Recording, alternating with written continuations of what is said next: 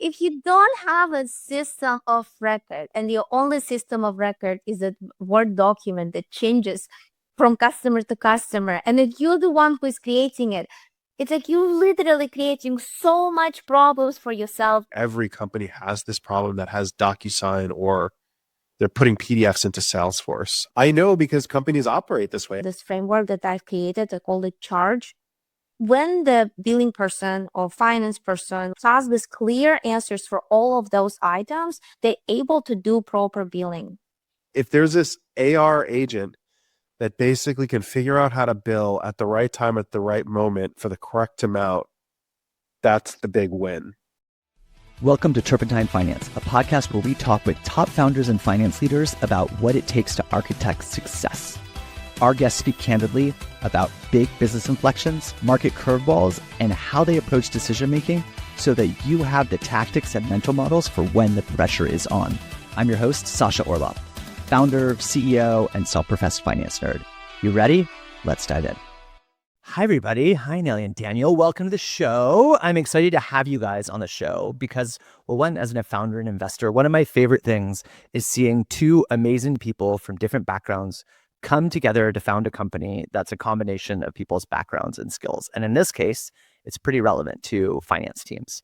So I've been looking for a reason to have you guys on the show. And you guys recently published a blog post called Streamlining Accounts Receivables, Transforming an Overlooked Cornerstone of Business Operations. This is on the JustPaid.ai blog.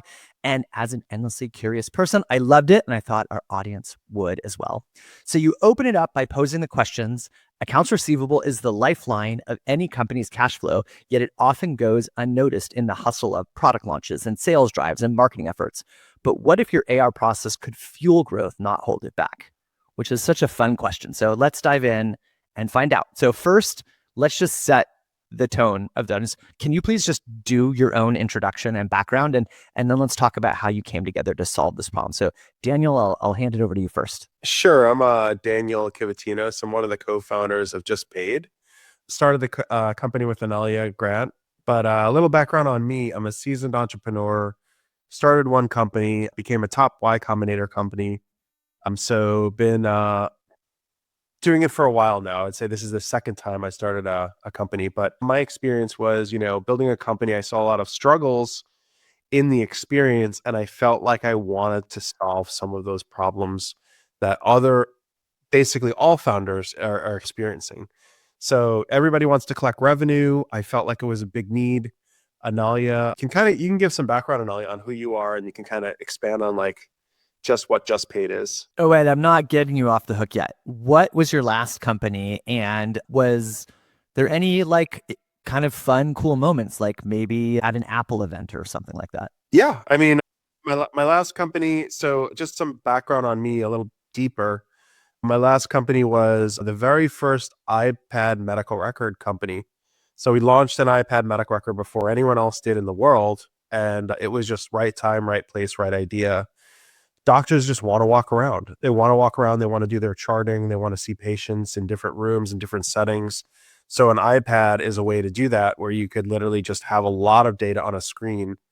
And it was just, I'd say, a rocket ship in the sense that when you have product market fit, the market pulls you forward. And in that company, there were a lot of highlighted moments. I think I've been to a lot of Apple events. There were a lot of exciting moments. I met a lot of exciting people. I met Tim Cook at one event, and he was super humble. And I met a lot of the other guys that build all of this stuff. So it was an exciting time in the world, just because mobile was the last revolution that really just took off. So if you think about it, the world was just changed from 2008 to 2020, just from everybody basically enabling themselves to be mobile. But the medical professionals really wanted to be mobile as well. Yeah. So I mean, that's just one really big highlight. Other highlights: I went to the White House, met at the time President Obama and Vice President Joe Biden, just because they were looking for the future of healthcare. What does that look like? What is an API? Why does healthcare need that? And we built one of the first APIs for healthcare in that company. So it was, that also was for me, that was a milestone, where I was in a ragtag team of a startup, and it was, you were at the White House, and it's wow, this is we're doing something really big with their acknowledging us. So that was a really exciting time. But there were so many times, like I can't even list them all on my hand. Honestly, it was just, crazy journey at that company. What's it like? Was there a moment where it wasn't an Apple event and they put the iPad up on the screen and there's like a DrChrono logo up on the screen? Oh yeah. So that was a big highlight. I mean, they have something called WWDC every year. It's a big event where they release like their latest software. And there was a moment where Apple basically wants to pull in and consolidate medical information into your iPhone. And we were one of just a handful of companies where Apple was just presenting, and they showed us on the screen at one of their WWDCs, which was really, it was just really exciting, honestly. Like you get an adrenaline rush as a founder. These wins like keep you like hyper motivated when you see those types of wins. So I'm sure you've had those also. So like, what I'm talking about with these like huge wins. It's like either a big customer, it's like a big partner or something like that. But Apple, like really, I'm grateful that they really like embraced like what we were doing and what we were working on, just because, I mean, they really embraced mobile like 100%. And they just saw like whoever was working on the mobile experience would like take off. And they were right. Like we really were in that 100%. So, I remember just sitting at home and watching one of their WWDCs and our logo is like being flashed. And I'm like, this is great. From Apple's WWDC event to Turpentine Finance with Sasha Orloff. I mean, what an incredible ride. All right. And not to play any less of an incredible entrepreneur and person, Anelya, tell us a little bit about your journey. Oh, well, thank you. My journey, okay, goodness. Well, my journey is as an entrepreneur is a bit longer, I think, than anyone's, because I think I started as an entrepreneur when I chose to leave my home country. I was 20 years old. I didn't speak any English, and I decided I will move to United States.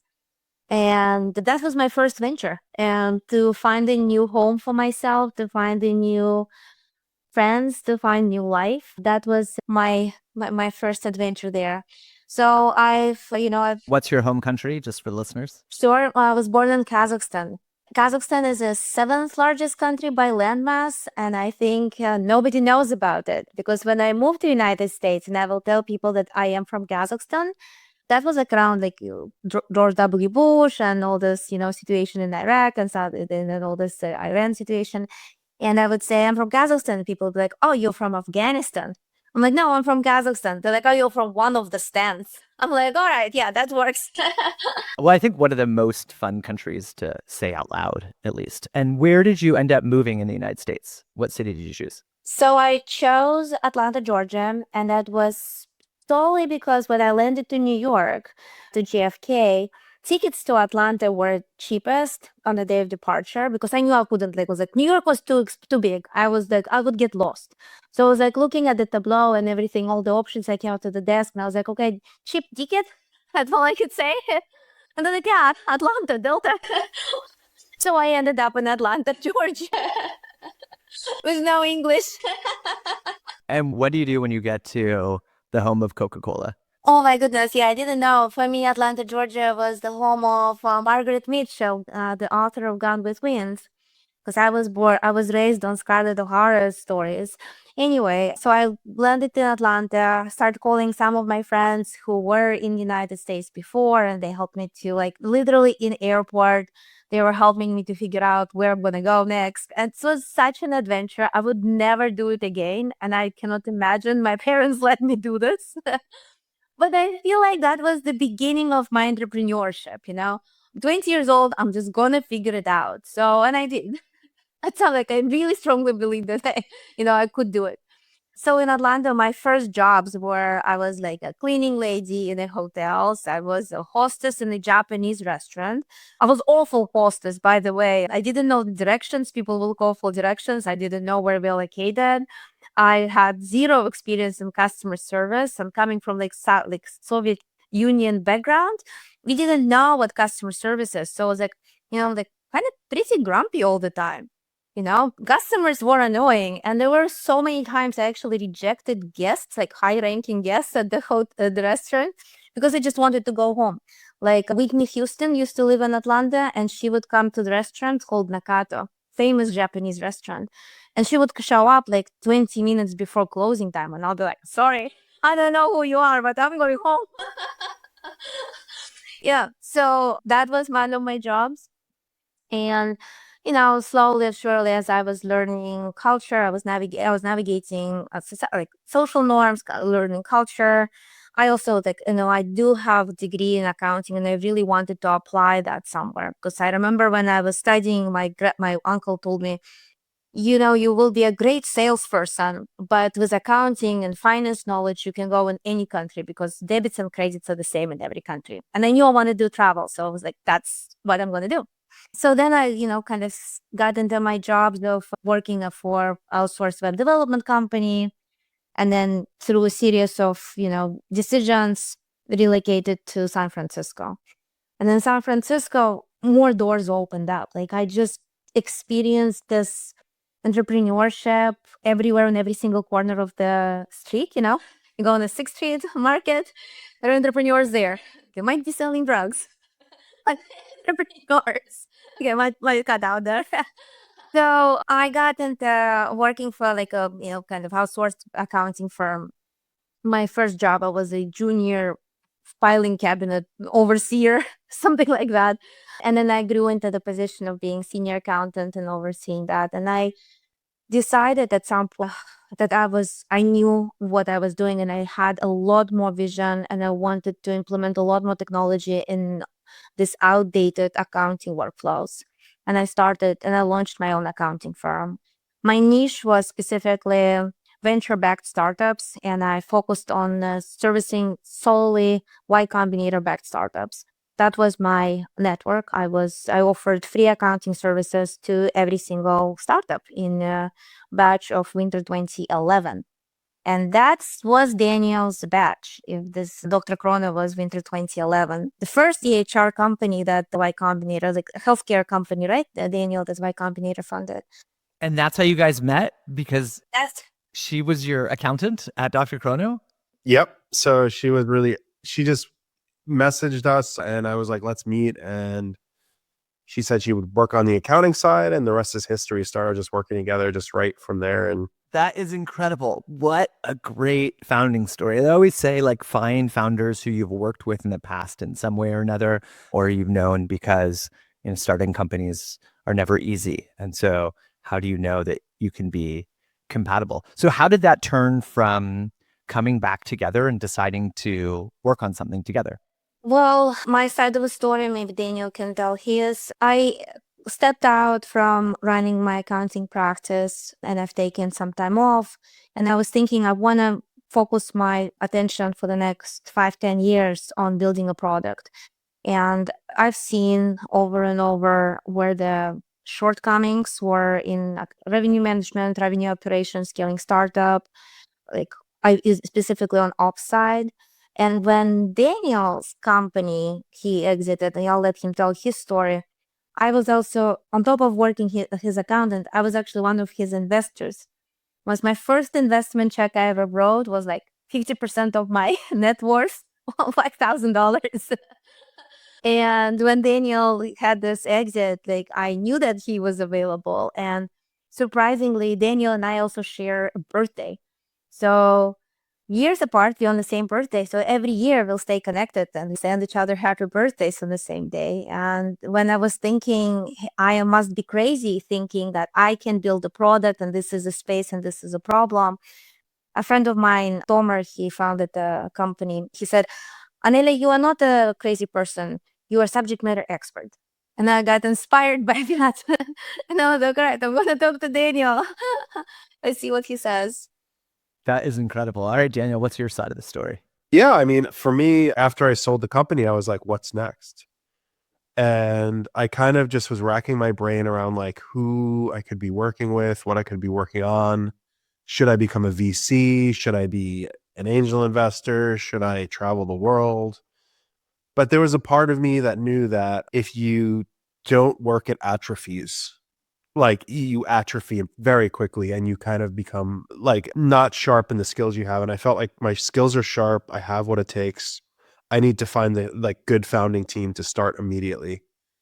And, for me, it was like, what is the idea? What is the idea? And my other co-founder, Vinay, we started, I saw that on LinkedIn, he was looking to do something. And we met at a Panera Bread and we started writing down ideas. And, I knew Vinay, we worked together in the past also. And I was like, you're gauging if people are serious. And Vinay just kept meeting with me. And I'm like, all right, we wrote down 100 ideas, but they're all crap. And I'm like, we can't just start. I can't just make him quit his job to work with me if our idea is like not good.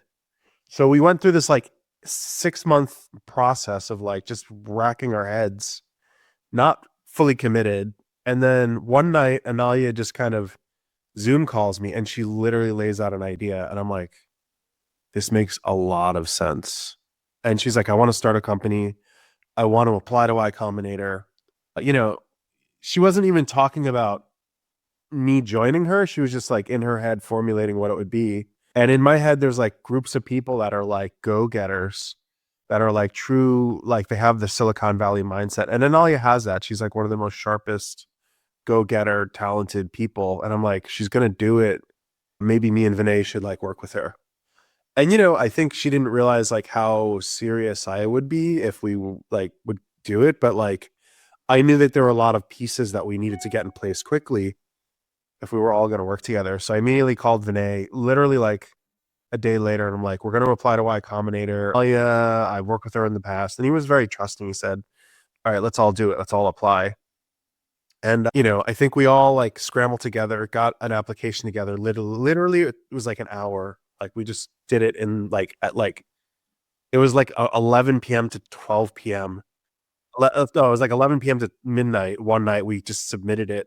And I would say the application was like horrendous. It was pretty bad. What was the original idea? Was it the same? Yeah, you could expand and all. Yeah, go for it. Yeah, a little bit different, but in the same space. My idea was a bit larger, but I wanted to be essentially the trust verified by JustPaid. Any single invoice goes in and out, bill goes in and out, that's been validated against legal contract. And that's what I wanted to do. It's too big of a problem, too big of a platform to build right away. So we scaled it, narrowed it down to just revenue. Hey, we'll get back to the conversation in a moment after a word from our sponsors. Hey everyone, Eric here. At Turpentine, we're always looking for ways to streamline our work. That's why we use Notion for all our internal documents. It's been a game changer for us, and I want to tell you why. Notion is this amazing all-in-one workspace that combines your notes, docs, and projects. But what's really cool is their new Notion AI. It's like having multiple AI tools built right in. You can search, generate, analyze, and chat, all without leaving Notion. What sets Notion AI apart is how it personalizes responses based on your content. It's not just another generic chatbot, it understands the context of your work. Plus, it can search across thousands of docs in seconds, even connecting to tools like Slack and Google Docs. And get this, Notion is used by over half of the Fortune 500 companies. Teams using it send less emails, cancel more meetings, and save time searching for their work. It's designed to keep everyone on the same page while protecting your privacy. Want to give it a try? Head over to notion.com/upstreampod. That's all lowercase.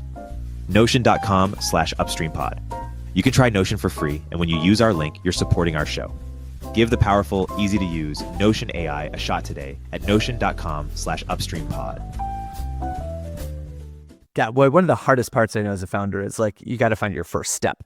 Like your vision can still exist, but that first step has to be one that solves sort of like a real problem along the way. Now, one of the things that I thought was interesting on that sort of first step is kind of stepping into this kind of idea of it feels like from the outside, you have to kind of teach the market of what is possible, and then you execute against it. And when these things become obvious, then it's hard to not think about that. And I sort of thought about this a little bit when I saw your charge framework. So can you kind of walk me through what is the charge framework? And then what does that mean for the industry? Yeah, this is something I've came up with working specifically in areas of accounts receivable. I'm going to give a little bit of a longer overview what accounts receivable looks like and how does it interact with different areas of the business, and then I'll nail down on the charge framework. So accounts receivable feels like it's a last step after the contract is being redlined. Before contract is being redlined, sales team goes out, does like top of the funnel. They're gonna go after like cold outbound, phone calls. They're gonna find the ICP. They're gonna connect with the person who has the problem. There's gonna be a lot of back and forth. Who is the champion? Who is the stakeholders? The decision's gonna be made. We finally come up with an agreement that this is a great solution. Lawyers get involved, and then both parties going to start exchanging legal information, redlining contract left and right. We all know it. Big deals work like this, right? Like selling something like on PLG, right? You have $100 a month subscription plan. That's great. But if you're selling something for 50,000, or maybe an up, like, $30 million, that's a long sales cycle. There is a lot of stakeholders involved, and the process takes a bit longer. It also means that you might sell in the end not what you really have right now. You might need some customization. You might need a little bit different billing parameters. You might charge people percentage. You might charge them for units. It could be completely different from like charging $100 a month again. Don't let out the secrets. Like, we sell things that don't quite exist yet. No, don't let buyers understand this problem. Like, I'm just kidding. All right, got it. So after this contract is signed, this contract, like we know, sales team celebrate, the gong is being hit, the champagne is being broken. Next step, it ends up on a CFO desk. CFO reviews the contract, says, all right, I understand the terms. This is how it's going to look. Like, it's like whatever they need to pick up some information, it goes in some spreadsheet. Anyway, this contract then goes into billing, accounts receivable department or billing department or just finance department, whoever is the next in line. And they're going to read through this contract and they're going to try to understand how specifically to bill for this, for the items we sold, the salespeople sold. It's usually quite convoluted. It goes back and forth, the clarification. The complexities around this, that each contract is not only read by sales team, legal team, finance teams, it's also in the end, it's going to be also read by your tax team, because the contract will determine the revenue recognition for this, how we're going to treat this in terms of when is the revenue recognized in this year, following year, and what proportions and whatnot. It's also going to go back, hopefully CFO took notes of it, and if not, it's going to be reviewed by them again to understand not only profitability of the contract going forward, but also, projections, like what kind of managerial decisions I can do. Can I hire a person if I have this many contracts, and how are they going to be, the revenue is going to come in on invoice schedule. So that's all of this contracts, all this flow is pretty much narrowed down in this framework that I've created. I call it charge. So charge, like, first is for cost, right? How much are we charging? We need to understand what's the total amount. The second is handling, like, what is our invoicing method? Like, are we sending an invoice to the right person? Is it uploading to some kind of portal? Does it need some PO approval? Like, all of these methods of invoicing. Then we need to know the amount due, like when is the payment expected? Is it net 30? Is it net 45? Is there, potentially late fees associated with that? It's like we need to understand all of these parameters as well. Then we're going to be, next question is responsibility and charge for our responsibility. Like, who is responsible for payment? Again, like, are we sending it to a certain department? Is it going to be an approver? Who is an approver? Do we need to pull that approver? It's a little bit more involvement than just sending a PDF to somebody hoping that you get paid on time. That's not how it is. Then, of course, those large contracts entail some kind of growth opportunities, like, do we have baked in rates increase? Or is there any additional charges, or maybe like additional usage fees? Is there custom support that we are charging for? Like, is there any potential for upsells, right? And how are they baked in the contract? And of course, and the last one in charge is E for extend. Like, what are the renewal terms? Like, are we renewal automatically? Is the renewal coming in every 2 years?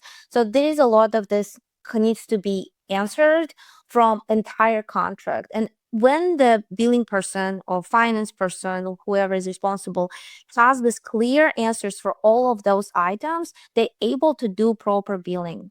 And that's when the proper billing not only happens from sending from sending a PDF, but also proper collection, proper understanding when the cash is going to be due, proper understanding of like how can we structure our company growth based on all of these parameters.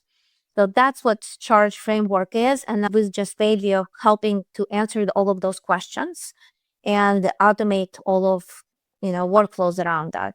And that's what I think is beautiful when we start talking to one of our clients we just onboarded. They have $20 million in ARR, and they had like this really messy process of signing contracts. Every single AE just sells what the customer is willing to pay for. And then what have happened for the poor CEO, because he was the only one dealing with all of these unique contracts, it would end up on his desk. He would read the contract, put it all in Excel spreadsheet. And on first of the month, he wanted to punch himself in the gut, but he had to do all the billing. And now when we came in and we connected to this poor guy, and we talked to him, and now we uploaded all the contract to JustPaid. Contracts been analyzed by our AI, been picked up all of the details from it. We created this charge framework for them for each individual contract. So now billing is just one day. He just has to click approve. That's done. He can move on. So that's a happy moment for me. So I can circle back to the moment like when Daniel says that you pick up on those wins. Like that's a window. Like, yes, I used to do it as an accountant on my team, and now the product does it. How great it is to give this time back to people in charge. Yeah. I want to dive in a little bit more into JustPaid, but before we get there, I mean, part of I think the really power of you guys coming together to like identify and solve this problem is the perspectives that you guys have. One, as a founder CEO that has scaled companies, that's trying to sell, that's trying to get that next contract out the door. And then Anelya, the like having to like deal with this whole thing along the back. So I'd love to hear both of your perspectives of, as you guys are identifying this problem, what are some of the sort of either key learnings or the common mistakes that exist in the market that help lead you to what the solution is? So sort of the either key learnings or the things that people mostly get wrong. Daniel, maybe start with you from the perspective of the CEO that's trying to sell and go, and Anelya trying to think about like how that impacts accounting and finance. I mean, at a base level, I see it as either using something like DocuSign or Dropbox Sign or Salesforce or HubSpot. The contract dies at that point unless you have a person take it over. That's literally the way that every company runs right now. And, I see it as a base case where if you have a unstructured PDF agreement between two parties and you need to hire someone to actually do the invoicing, that's crazy that this has not been automated before, right? And I've seen it from hugely successful companies doing $10 million in revenue, $100 million in revenue, like $30 million in revenue, whatever it is. They're hiring people to take PDFs and then to figure out how to charge for it. And then they figure out how to charge for it in Stripe. They figure out how to charge for it in PayPal. They figure out how to charge for it in like large ERPs. But the problem is there. And that's where I see it as, how do we become this AI agent over time that you can drop in and not remove people from the process, but enhance the process where there isn't slippage of revenue that isn't collected, or it's underbilled, or it's not collected because the contract is about to expire, but the customer wants to renew, but the sales rep is too busy and the account executive is too busy. And, if there's this AR agent that basically can figure out how to bill at the right time, at the right moment for the correct amount, that's the big win. And, I could say, hey, here's one example of one company, but I can tell you every company has this problem that has DocuSign or they're putting PDFs into Salesforce. I know because companies operate this way. I mean, I'm sure, you could probably talk to hundreds of your customers and you wouldn't be surprised if this is the way that they're operating today. And maybe you can expand, Anelya, on this a little bit. Yeah, so my favorite one is I was actually talking just another day. It was like I'm working on a sale working on this deal, and the person tells me, "Oh, well, I don't think I need any accounts receivable software because I just send a PDF to my customers." I'm like, "What do you mean?" He's like, "Well, I write it in a doc, Microsoft Word. I create an invoice, then I send it to my customer, and then I wait for them to pay." I'm like, "What if they don't pay?" "Well, if they don't pay, then I send them an email and I follow up with them." I'm like, "All right, so you have how many customers?" "Oh, I have 25 customers and I'm following up with all of them. But some of them pay without reminder." I'm like, "And do you even wonder how much time you spent on this?" "Well, a couple hours." And then the follow-up question where he was actually like start thinking a little bit more, and I was like, "So how much time do you spend on you with your accountants trying to explain to them what each deposit means and like what revenue is for each deposit, like for what period is that, and how can they actually help you to understand when can you hire your next engineer?" He's like, "Yeah, I do spend time on that quite a lot." I was like, "Yeah, if you don't have a system of record and your only system of record is a Word document that changes from customer to customer, and if you're the one who is creating it, it's like you're literally creating so much problems for yourself as you're growing. In the end, it's just a stitch together.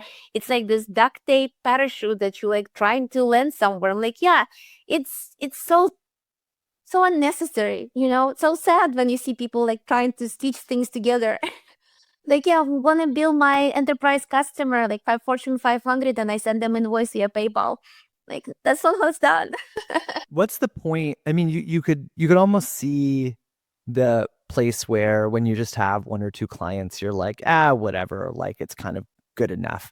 Then there comes a point in which it becomes both unmanageable and there's both the direct cost, like I'm not collecting on money that's owed. And then there's the indirect cost, like you said, of like time spent on things that aren't really value add, and then adjusting analysis because cash flow isn't coming, disagreements between sales teams saying, "I want my quota because I sold this contract," and finance team saying, "This customer's not paying." And like, I'm looking at the cash and that's not coming, or not knowing and trying to, is there a point in which this kind of goes in your experience from like, "Oh, I don't realize," to like that light bulb moment of like, this is now beyond pain?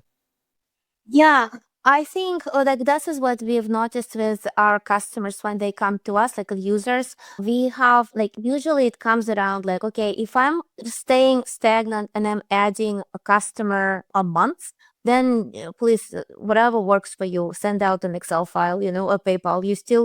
You're still trying to figure out. You still haven't you're not experiencing the market pool where you need to like start optimizing around, maybe payment and collections. But if you are, growing and you're adding new customers a week, that's on an annual renewal contract, you are going to outgrow any kind of system, that manageable system. And what you'll end up doing, what I've seen our clients doing, is they start hiring in, our offshore centers that start bringing in more people, and more people means more time to manage people. So that's where things get easier, but still break a lot. So I've noticed in the short answer is like around 3 contracts per new sales per week, and you want to start offloading. And like our customers now coming up that we're onboarding right now, they're like, okay, we started with 1 contract a week, and the CFO was like, "I just want to set this up for success." By the time we implemented, and went through every single detail, we did audit of their CRM to make sure that no deal was missed. We audited their billing system, that everything matched up, and they were happy with the setup. But they start growing more. So they're like, "Oh, I was so happy we integrated with JustPaid a bit even earlier, that we are prepared for this scaling." So that's my answer, if it's helpful. It's one of those things that it's kind of interesting to see how people's backgrounds kind of can influence solutions and things they get passionate about. One of the things that immediately opened my eyes when I first heard and learned about JustPaid was I came from a credit industry, 25 years. It is insane to think that there's no bank in the world, there's no lender in the world, there's no payments company in the world that doesn't take collections incredibly seriously. There are huge teams and technology just dedicated to this. And it never dawned on me before that there isn't the equivalent in your accounts receivable. There is not somebody who is optimizing a solution and a workflow for collecting money that people owe you. It's this huge gap kind of in the industry. And so it seemed sort of quite obvious to me, spending my entire time in like 20 years in consumer credit, moving over to now accounting and office CFO, of like, this is like an afterthought. Sometimes it's not even an afterthought. Like it's just not a primary part of the solution. Why do you think that is? I have a theory. I feel like people are very shy and very uncomfortable talking about money. And that's where, especially money that they feel like they should be compensated for, they're very uncomfortable asking for a raise. They're very uncomfortable talking about money with our partners. They're very uncomfortable coming up to your customer and saying, hey, dude, you haven't paid me for 2 months. What should we do? And I think this is just, there is also, I feel like it's a pure emotional. You're afraid, if people are afraid to hear that what they've done wasn't good enough. And it's easier to be in this thought that you might be, that it's just, they just haven't, it's their problem. It's not your problem. Like, oh, no, they'll pay right, without actually uncovering what's the reason. And when you delegate this task of proactive account receivable management to JustPaid, they're using natural language processing to have those conversations with our customers, right? With our users' customers. And we uncover the problems. Like we uncover, hey, why is this delayed for payment? Like, we onboarded one of our early customers, and they had like 230,000 in past due receivables, and they didn't follow up. And what we started doing, we started reaching out, and it was all, very personalized outreach. Like, hey, there is a past due receivable. Here's an invoice. Here's the contract. Can you help us understand like why it hasn't been paid? And we uncovered, 70% of the time it's just slip through the cracks. Somebody who was supposed to forward an invoice to the right department didn't do it. That's an easy one. Few times, about 10%, it's like missing tax forms, missing bank accounts, missing like those little details.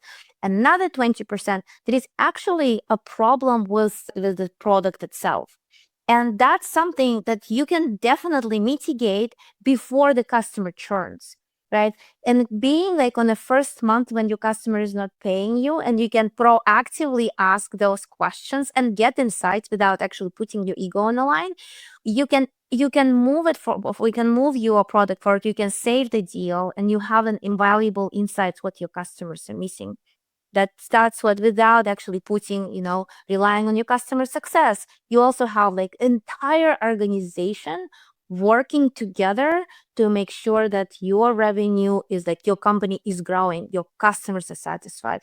Your finance department no longer outside of it, just sits there with the calculators. It's actually part of organization. That's what I think what JustPaid empowers.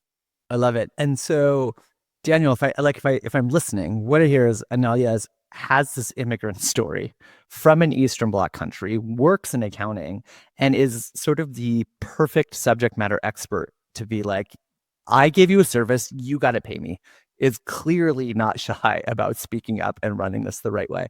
But I think it begs the other question, aside from like, wow, this is an idea and I have a subject matter expert, I have an engineer. What's the why now? Why right now is the right time to solve this problem? Sure. I could try to expand on it. Just to backtrack, even answering your previous question a little bit and then going into the why now, a lot of entrepreneurs are in a state of anxiety.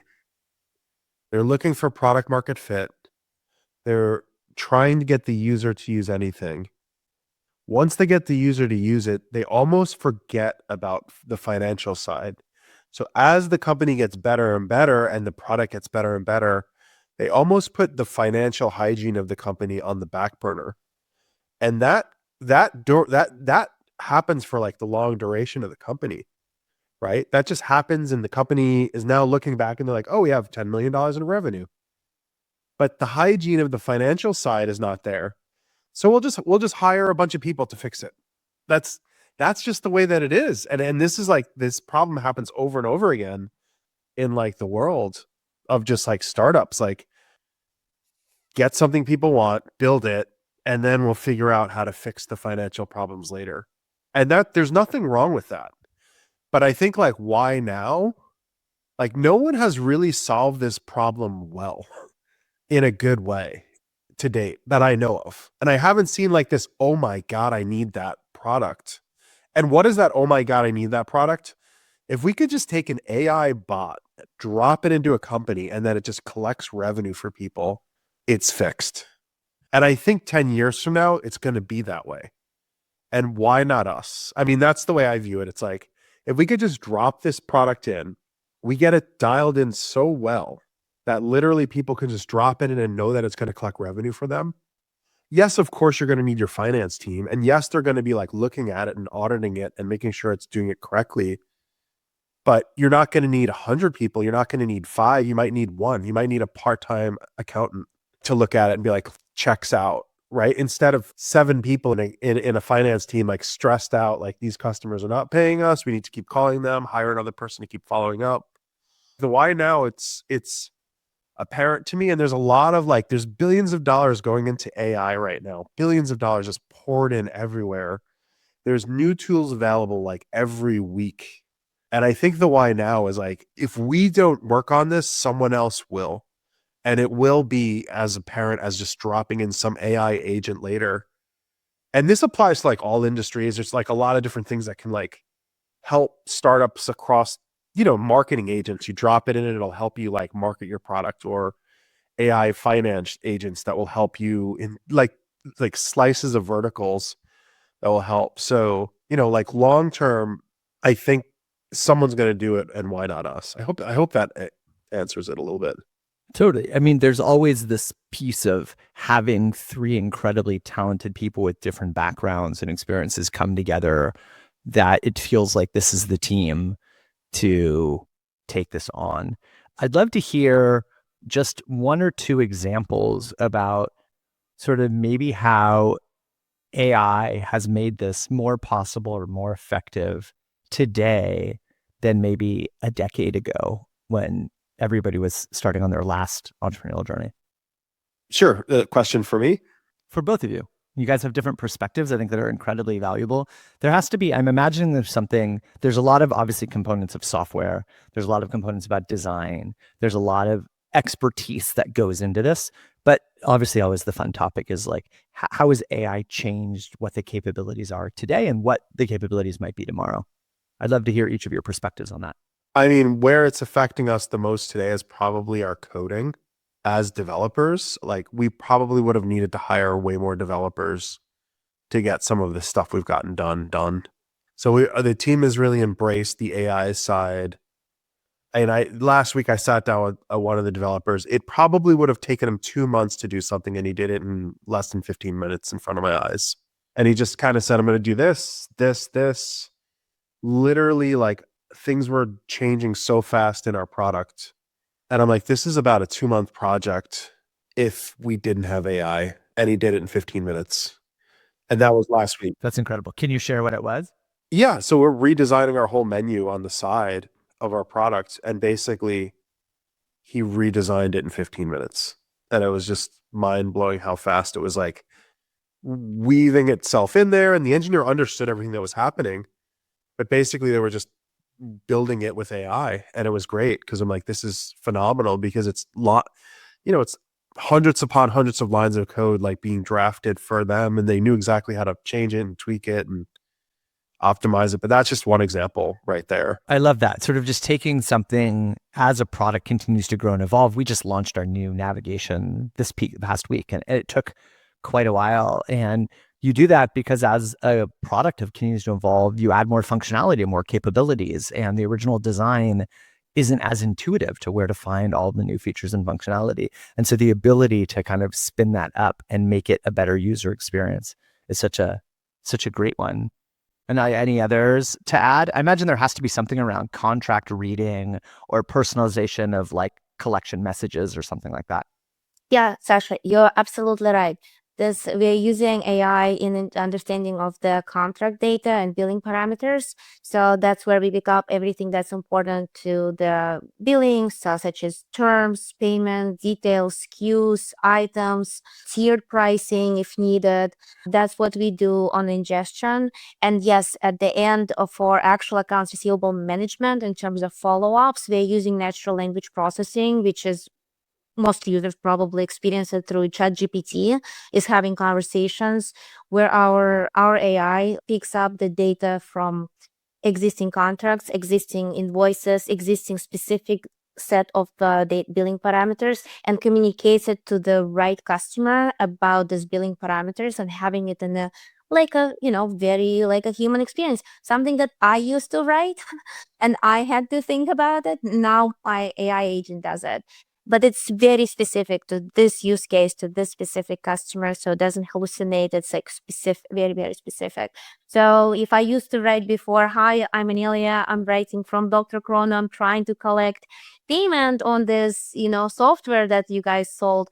Now our AI agent does it for all our clients, saying, "Okay, hi, this is JustPaid collection department. We're trying to reach out to this person who signed the contract on this date. Invoice was received. We've seen that it was opened. We really want to make sure it's been paid. How can we facilitate it? Is there anything you guys need? We can you can generate a W-9. Here's you can pull up our bank account." If we get a response and the response says, "Oh, so sorry, manager is on vacation. We'll be back in 2 weeks." In 2 weeks from now, there is a sequence that follows up again and says, "Hi, manager is back from vacation." Things that we had to, if you were really ever in deep in accounts receivable, it's like crazy Google spreadsheets that are shared, like with a extract of accounts receivable aging, AR aging report, and like notes day by day, like who responded, who sent a message. Now it's all within a database, and it's like, and additionally, we also synchronize back to CRM.